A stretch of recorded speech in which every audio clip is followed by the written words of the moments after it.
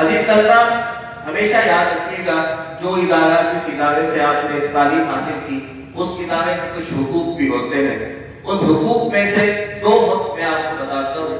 ایک یہ کہ اس ادارے کے ساتھ وفا کیجیے، باہر جا کر اپنے ادارے کی خوبیاں بیان کیا کرے. یہ جو طالب علموں کی طبیعت ہے نا کہ ہمیشہ کوئی نہ کوئی خامی ڈھونڈتے ہیں، اس کو بیان کر دیا کیجیے. یہ ادارے کا حق ہے کہ ادارے کی اچھائیاں باہر جا کر کے بیان کیجیے. اور دوسری بات، جب کبھی موقع ملے دعا کے ذریعے، طالب علموں کے داخلے کے ذریعے، کسی بھی طرح سے آپ کو موقع ملے تو آپ یہاں پر اپنے ادارے کی مدد ضرور کریں. دعا کو لازمی دعاؤں میں یاد رکھیں اور اس کے ساتھ ساتھ اپنے اساتذہ کو بھی دعا میں یاد رکھیں.